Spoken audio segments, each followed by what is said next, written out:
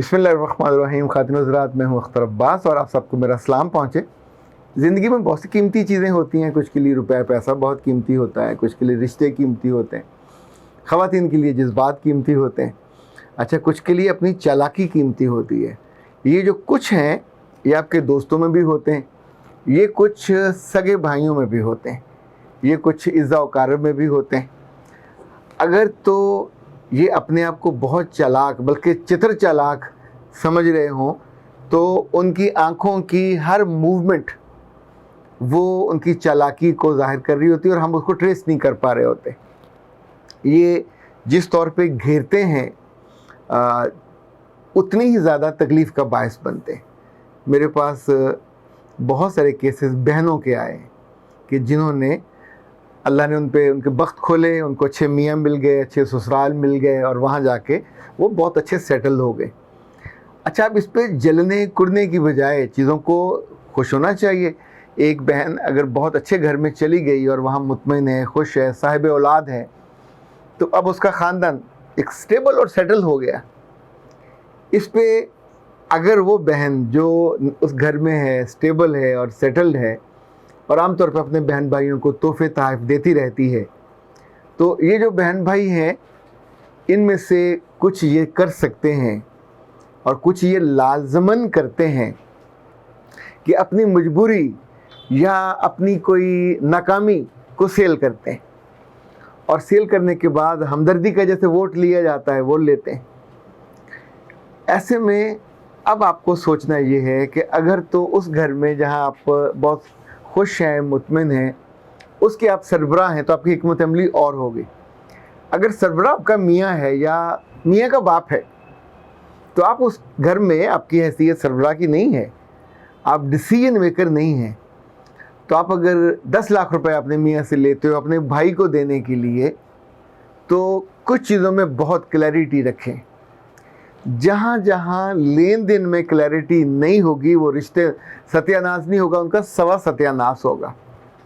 मेरे रब ने और उसके रसूल सल्लल्लाहु अलैहि वसल्लम ने हमारी जान माल सब उन पर कुर्बान हो, इंसानों के बेहतरी के लिए ये लाजिम नुक्ता एजुकेट किया, बताया और समझाया कि जब भी पैसे का लेन देन करो तो लिख लिया करो, जब भी बिज़नेस की किसी ट्रांजैक्शन में जाओ तो लिख लिया करो। मुमकिन है आप में से कुछ लोगों की राय मुख्तलिफ हो, पर बेशतर लोग इस तजर्बे को कर चुके होते हैं।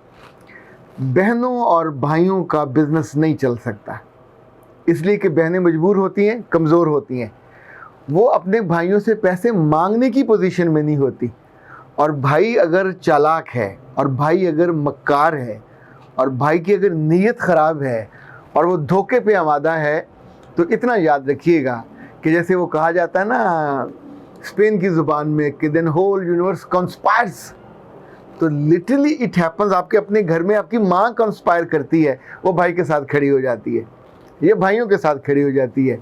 और आपने जिसने अपने मियाँ से पैसे लिए थे और भाई के बिज़नेस में डाले थे कि चलें वहाँ से कोई माहाना पैसे आते रहें, दुनिया में एक बात ये याद रखें, सोए माँ बाप के कोई आपको कमा के नहीं देता। सगा भाई जब उसकी बीवी आ जाए तो फिर वो भाई नहीं होता, फिर वो शरीका और तरह का होता है। तो आप सोचिए, आपने 10 लाख दिए, 20 लाख दिए, 30 लाख दिए, अव्वल तो आपके पास लिखत पढ़त ही कोई नहीं है। जब दिए थे तो आपकी माँ ने कहा था मेरी गारंटी। अच्छा, जब आपने लेने हैं तो माँ सबसे पहले मुकर जाएगी कि तेरे भाई पे बुरा वक्त है, तुझे शर्म नहीं आती उससे मांगते हुए, तुझे हया नहीं आती अपने भाई से मांगते हुए, उस बेचारे का तो इतना नुकसान हो गया। इस बीच में भाई का घर चल रहा होगा, उसकी गाड़ियाँ चल रही होंगी, उसके जो लल्ले तल्ले सब चल रहे होंगे, उसकी बीवियों के और बच्चों के कपड़े, कोई खर्चा कम नहीं होगा, पर जो पैसे देने हैं ये वापस नहीं होंगे। तो अब आपके पास क्या चॉइस होगा? रिश्ते छोड़ देंगे, आपसे नहीं छूटेंगे। रिश्ते जुड़े रहेंगे तो कैसे जुड़ेंगे? आपका दिल टूटा हुआ है। जिस लम्हे आप कर्ज मांगोगे अपने उस भाई से जो कल तक बहुत अच्छा था, उसके बाद उसकी आंखें यहाँ से थोड़ी सी ऊपर नहीं होंगी, माथे से भी ऊपर होंगी, और वो बात बात पे गुस्सा करेगा, चिल्लाएगा, आपकी बेइज्जती करेगा, ایون آپ سے یہ کہے گا تم ہمارے گھر سے چلی جاؤ, تم جب آتے ہو فساد ڈالتے ہو, جب ہوں گے دے دیں گے. یہ طے تو نہیں ہوا تھا کہ جب ہوں گے دے دیں گے, طے تو یہ ہوا تھا کہ ہر مہینے آپ اس کو دیں گے.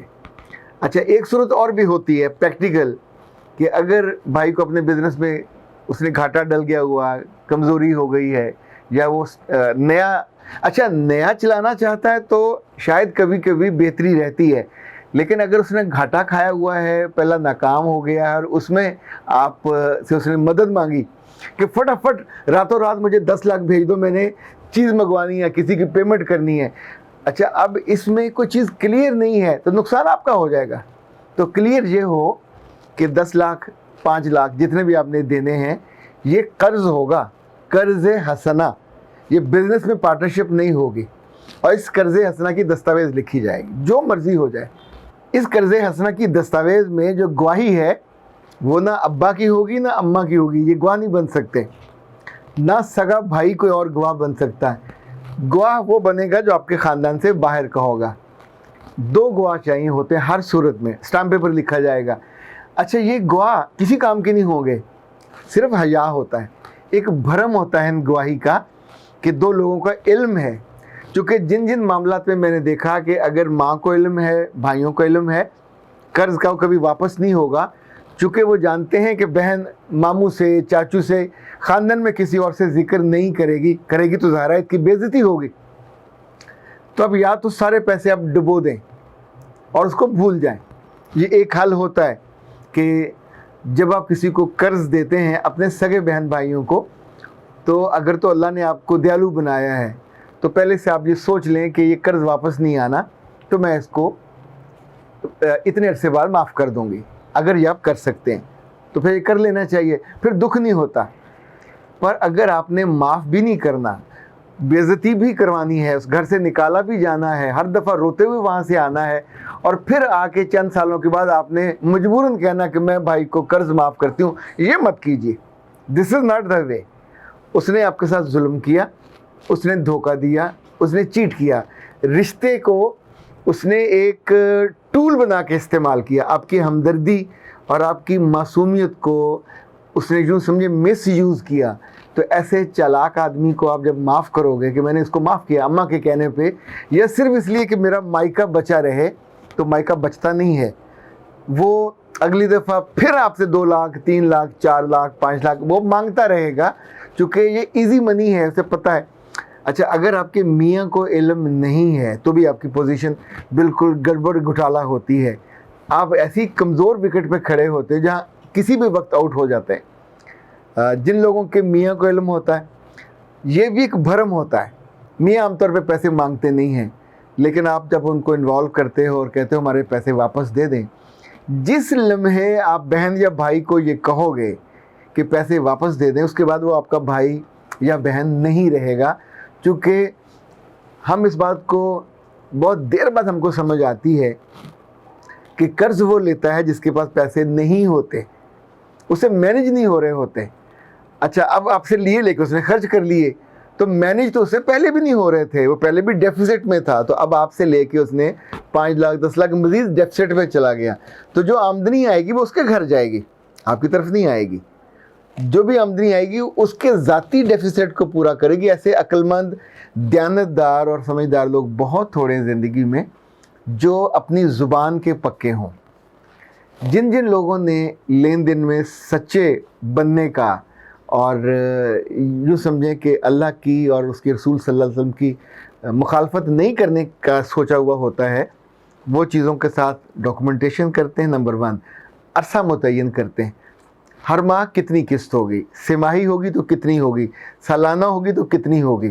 اور جیسے بزنس میں عام کسی بندے کے ساتھ آپ کہتے ہیں ٹھیک ہے تمہیں میں 1 کروڑ بھی دے رہا ہوں تو تم اس کے مجھے وہ دے دو, چیک لکھ کے دے دو, اور 10 لاکھ کا چیک ہوگا آپ کا, سال میں 2 سال میں جتنا بھی آپ طے کرتے ہو تو چیک آپ کے پاس ہوں گے, آپ جمع نہیں کرا رہے.